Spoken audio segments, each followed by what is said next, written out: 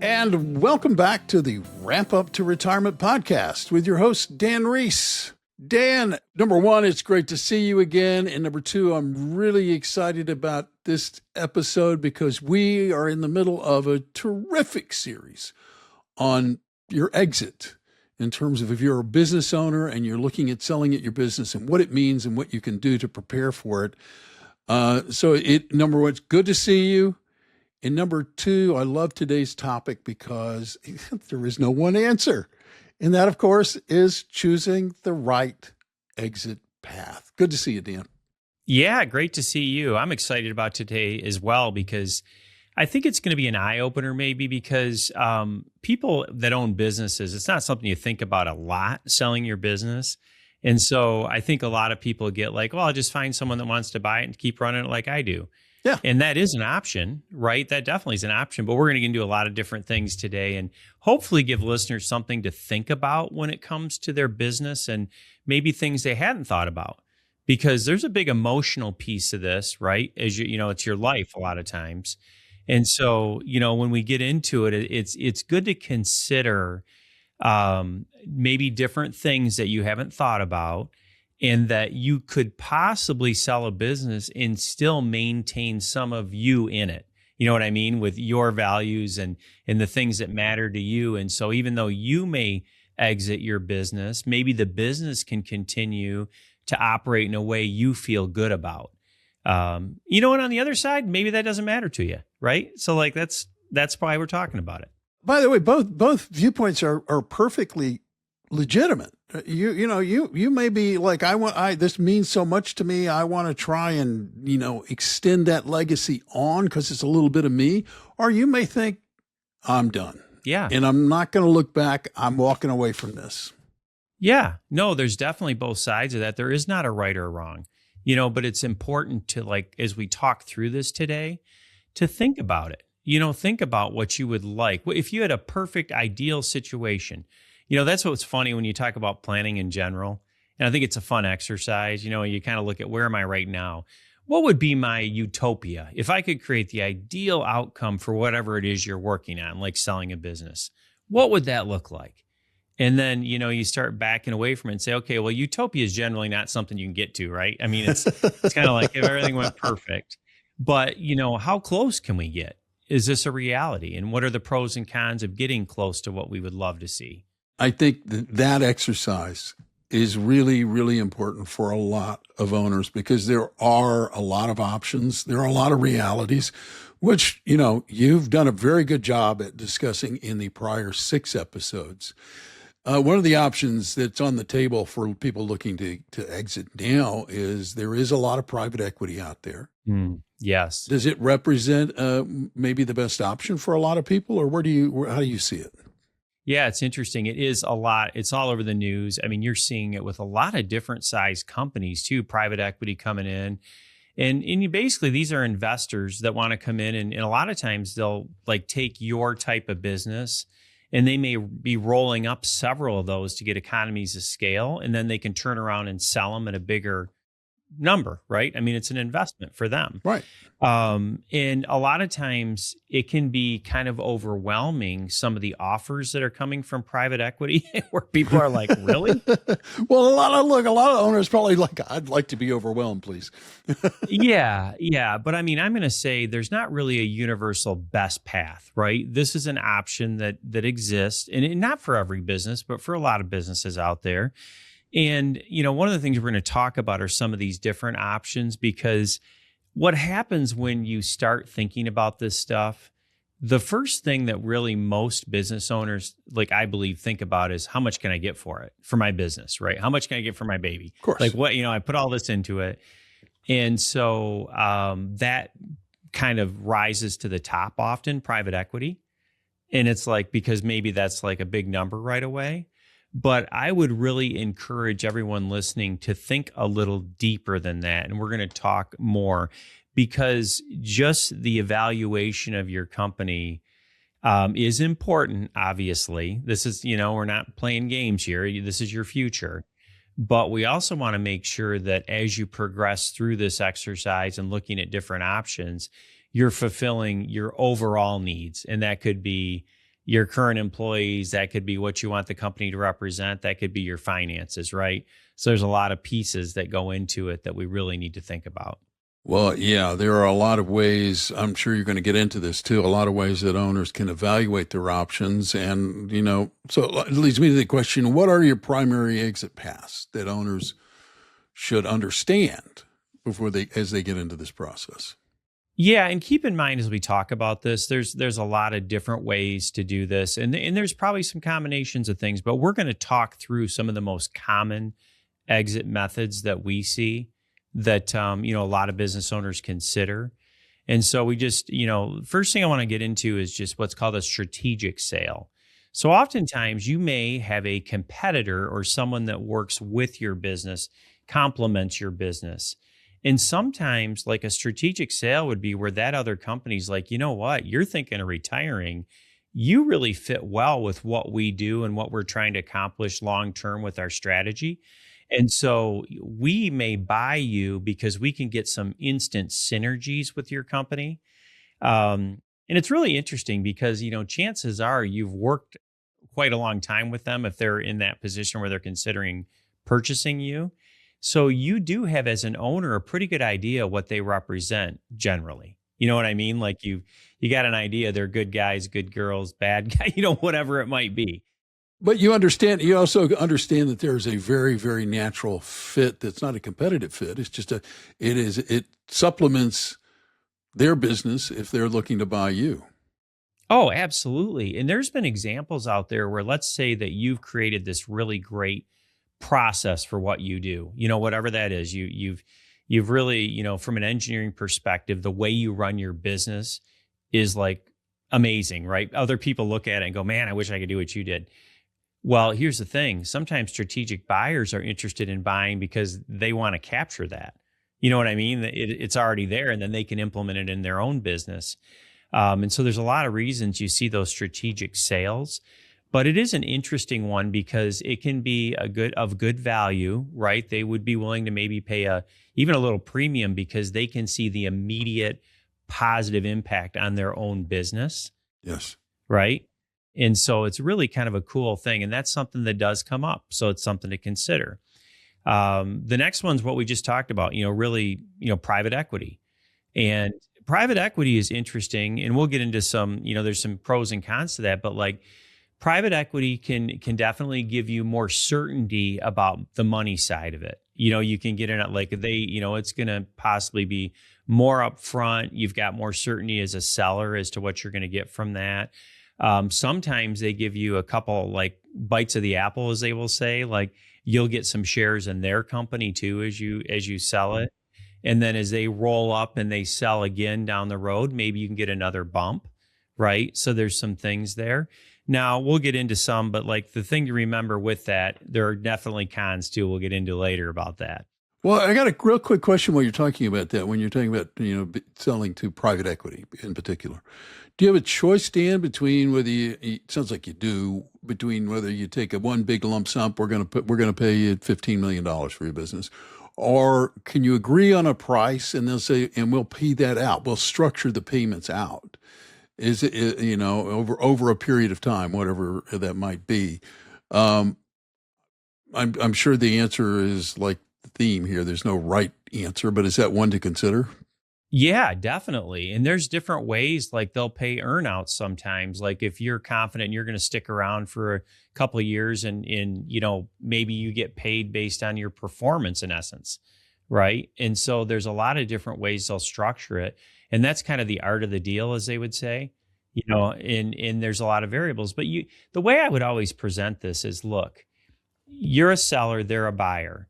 A lot of how you get paid comes down to the risk involved, right? Yes. So like if they spread it out more based on some performance, then chances are you may have an opportunity to have more because, there's more risk. So if you're going to take on a little more risk as a seller, you may have an opportunity to get a little more. You may say, I don't want to do that. And I'm going to take a little less and have more certainty with more upfront, right? So there's a lot to that. Definitely a good question because it varies, right? Based on the deal. Yeah. The next one is, knew a couple of guys who had a business. They were partners, and this was a rather substantial business, and they had decided it was time to exit their business. And they structured it as an ESOP. I've always looked at ESOPs as potentially really, really good things, but fraught with a lot of risk kind of thing. What are your thoughts on possibly arranging an ESOP if you're selling your company? Yeah, for the right size company, and you have to be a decent sized company to do that, right? You're not going to do it at a $5 million, you got to be pretty decent size, but really ESOP just stands for, employee stock ownership plan, right?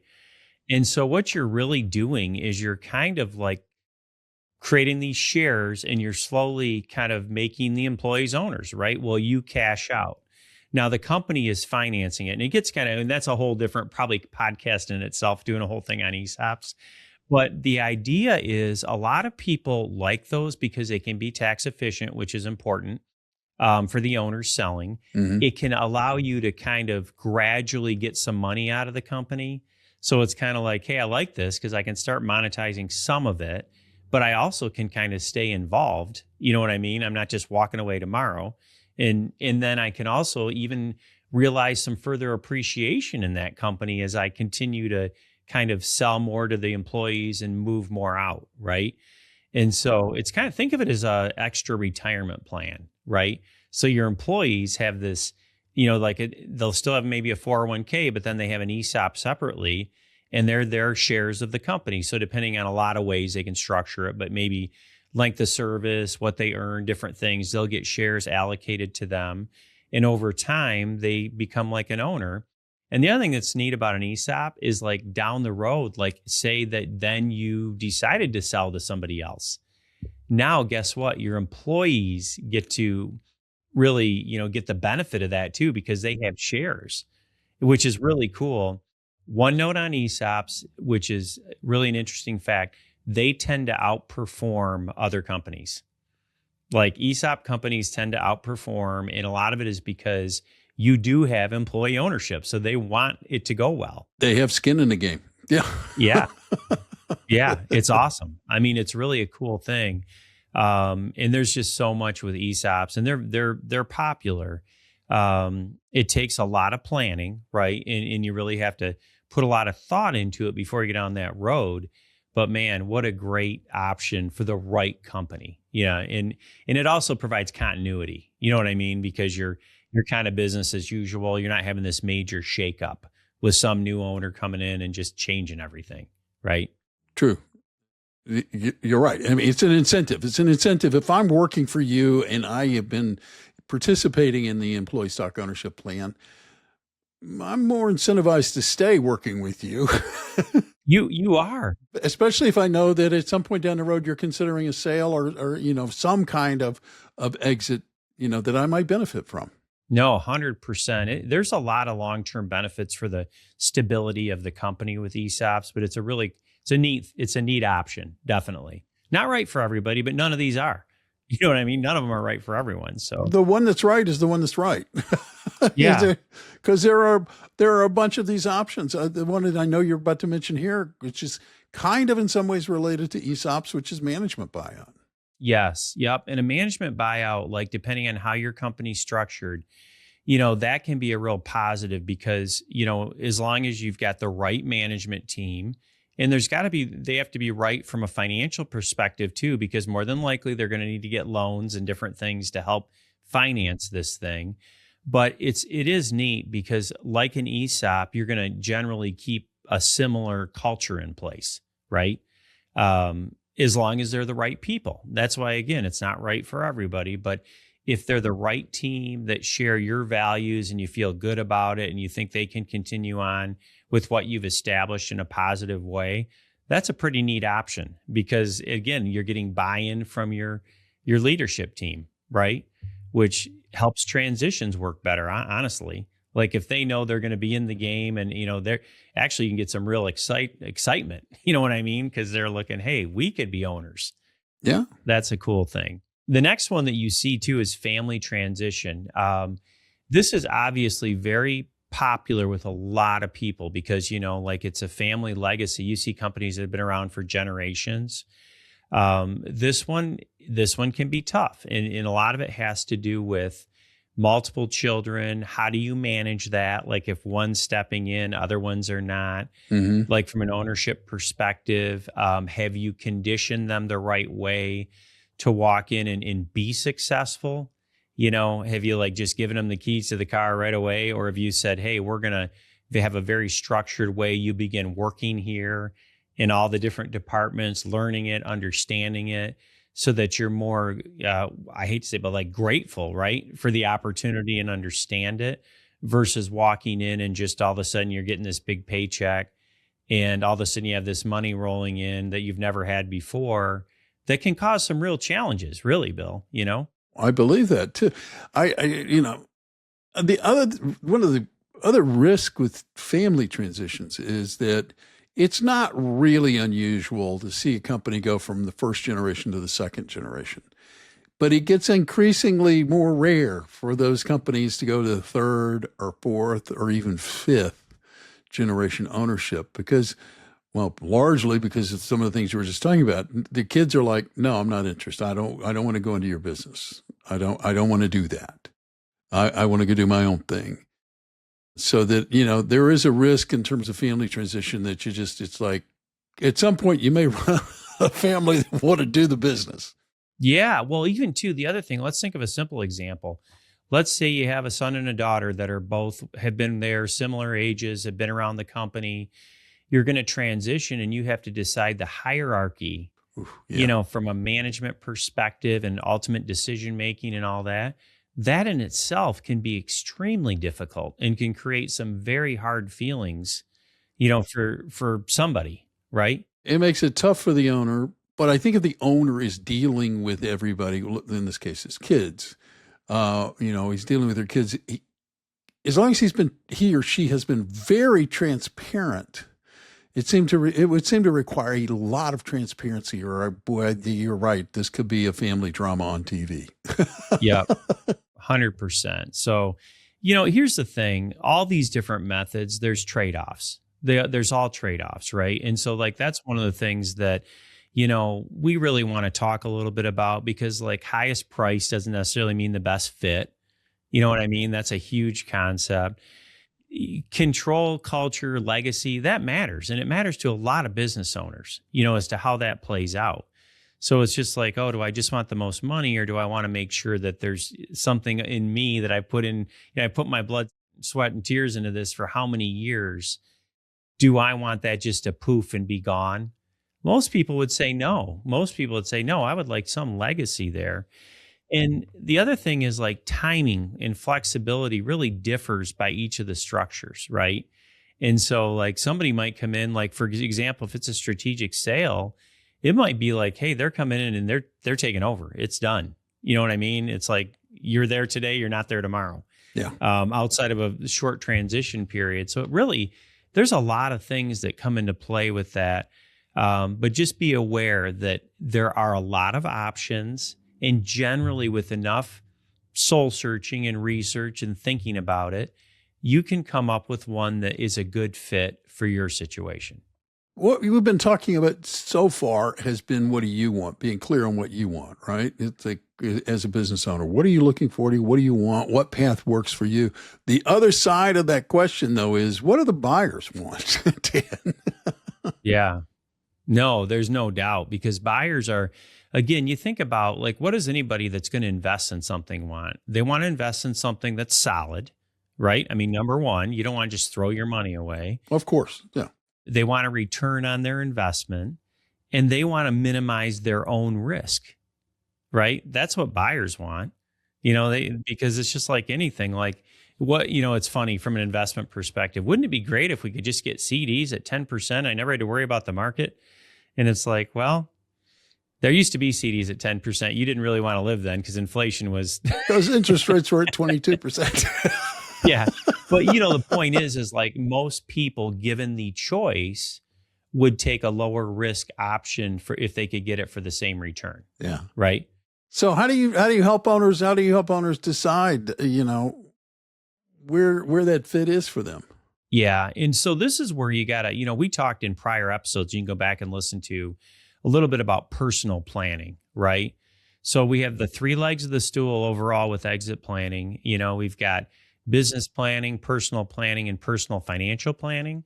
And so this personal planning piece, they all still fit together, right? But when you think of exiting, number one, what are your lifestyle goals? Do you want to get out right away? Do you want to be around for a while? You know what I mean? What's your overall goal on it? Because that's going to help determine which options might fit. What are your financial independence targets? So as an example, you're like, look, if I'm going to walk away, I have to have this much money and I kind of need it now, right? Yeah. And so that's going to change, limit what options you have, right? So as an example, if you're transitioning to family and you need a big kind of paycheck to get out, that might be tough, right? That may be tough. They may be able to continue paying you your salary or something like that, but you may not be able to get a lump sum very easily because if your company's worth a lot of money, they may not be able to go to the bank and get it, frankly. And so it's true. That's definitely something to consider. Do you want to stay involved? Like we talked a little bit about an ESOP, maybe you could begin to implement that, stay involved for quite a long time. And the funny thing with ESOPs, we mentioned with, like private equity getting another bite of the apple. Well, that's because they may package up your company with others and sell again, and maybe you have some shares of that company. Well, with ESOPs and staying involved, you could continue to improve the value of your company and get another hence bite of the apple because your value's going up, right? Absolutely. So like you're slowly transferring those shares, but maybe as you do that, they're getting more and more valuable, which is kind of a neat thing. Legacy priorities. What do you want? So like if a venture capital, comes in and or private equity comes in and buys your company, you probably aren't going to have a ton of control. You know what I mean? They're going to probably do the way they want to do it to try to maximize value. And that may be difficult. Yeah. Their money. They're the people put their money on the table. So yeah, they're definitely going to want to do it their way. Right. And when you see these major investments, like they are going to drive it. And I mean, and that's okay, given if that's the right fit for you and you understand it up front, right?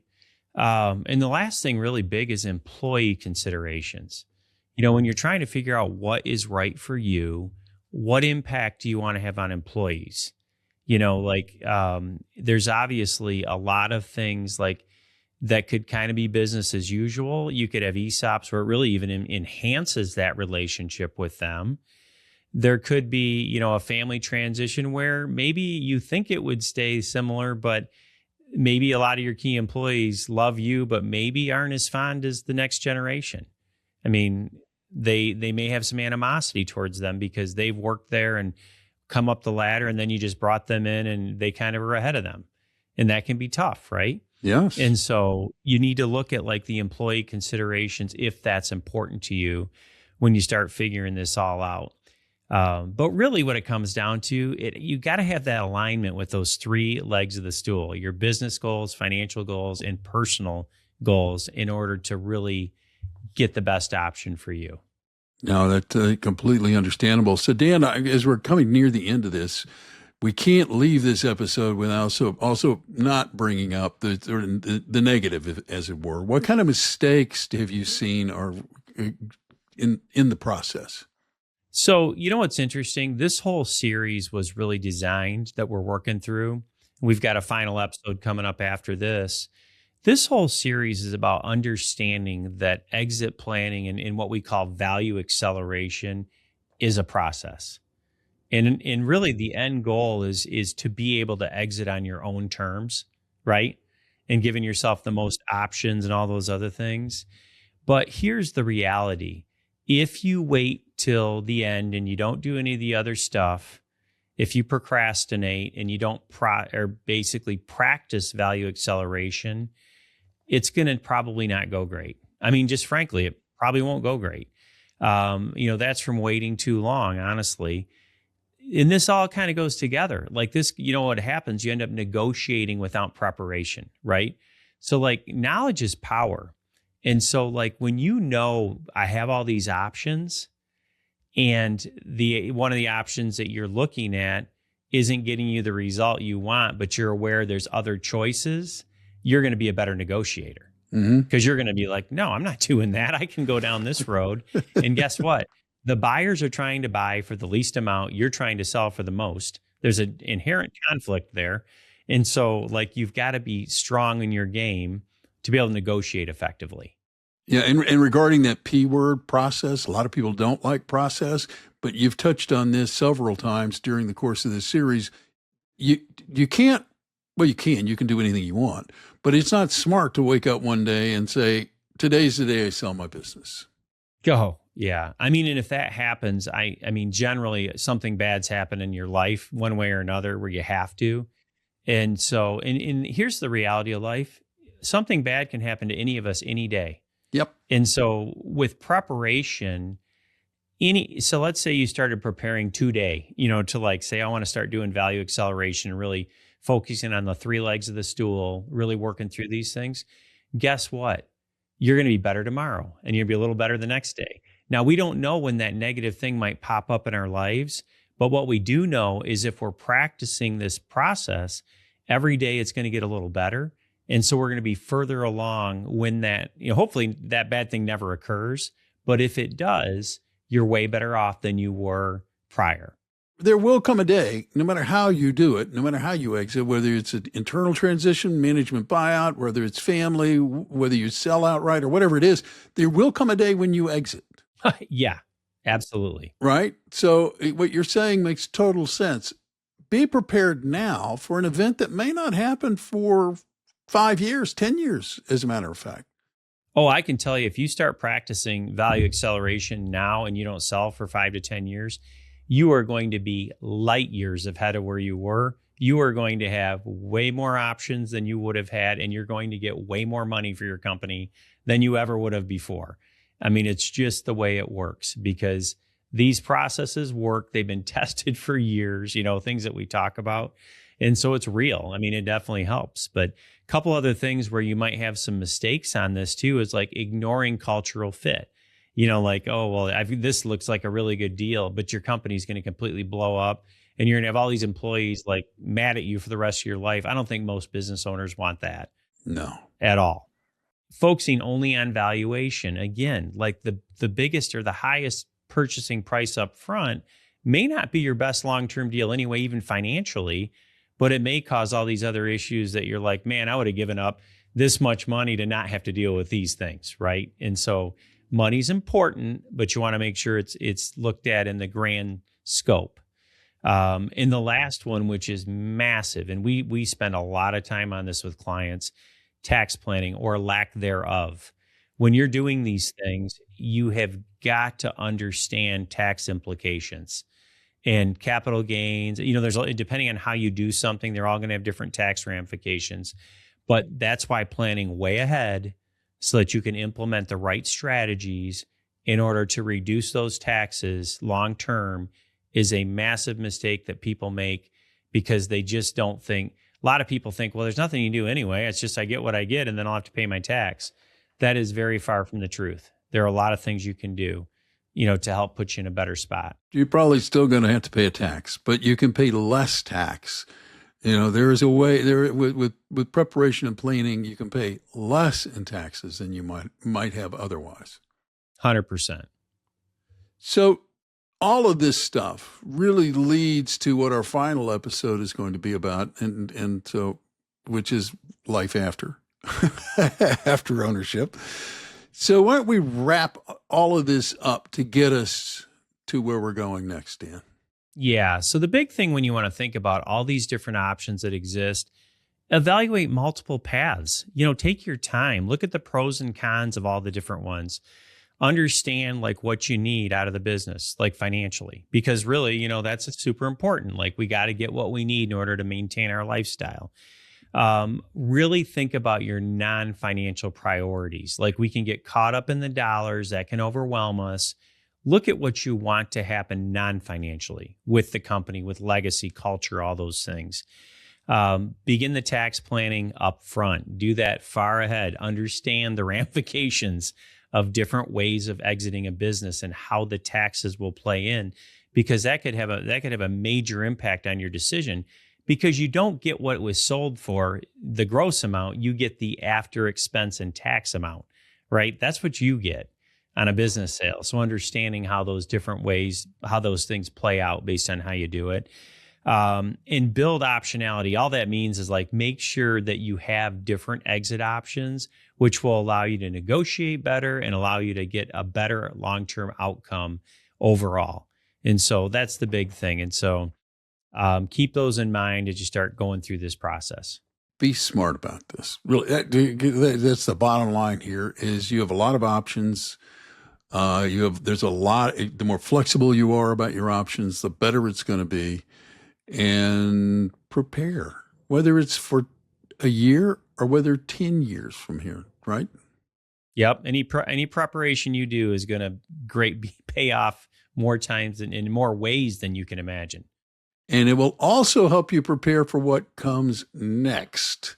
And that will be the subject of the last of this series, and that comes up. So you want to get that one. And if you're not a subscriber, hit the follow button, become a subscriber, because when that episode is released, you will be able to give that a listen. And Dan, I would tell people, and I'm sure you're going to underscore this, there are 6 episodes prior to this one. This is episode 7. If you have missed any of those, go back and listen to them. Dan has done a really terrific job at making this process sound simple. He breaks it down into steps, and you can give it a listen and have a better idea and be better prepared for taking care of that baby you have grown as an owner. Yep, 100%. It's a great series. I think we've shared a lot of really insightful things. And keep in mind, don't be overwhelmed with this stuff. If you have questions, by all means, pick up the phone, call us. Our website, averywealth.com, has all our contact information and actually a lot of good resources as well, for business owners. But I'm happy to spend some time talking with you about some of these things and maybe answering some of those questions that are created when you listen to it. So don't hesitate. Please reach out. Yeah, and I want to underscore this one too. If you are not a client of Dan's, you can give him a call and reach out and have a conversation with him. It's not going to cost you anything. It might end up creating some wealth for you. But right, Dan, there's no obligation. If I'm an owner listening to this and I reach out to talk to you, I'm going to find somebody that will give me some feedback, and it gives me an opportunity to decide, hey, maybe I'd like to have a relationship with this guy. Yep, we're always here. Good. So do it, okay? That's Reese friendly co-host. I'm urging you, get up there and give him a call if you haven't spoken to Dan already. Until next time, and you do not want to miss next time, because next time is what comes next. I'm Bill Tucker. On behalf of Dan and everybody at Avery Wealth, thanks for taking the time to listen today, and we will see you next episode. Thank you for listening to Ramp Up Your Retirement. Click the follow button to be notified when new episodes become available. Visit our website at www.averywealth.com or give us a call at 517-783-1695. And don't forget to click the follow button to be notified when new episodes become available. The information covered and posted represents the views and opinions of the guest and does not necessarily represent the views or opinions of Avery Wealth. The content has been made available for informational and educational purposes only. The content is not intended to be a substitute for professional investing advice. Always seek the advice of your financial advisor or other qualified financial service provider with any questions you may have regarding your investment planning. The opinions voiced in Ramp Up to Retirement with Dan Reese are for general information only and are not intended to provide specific advice or recommendations for any individual.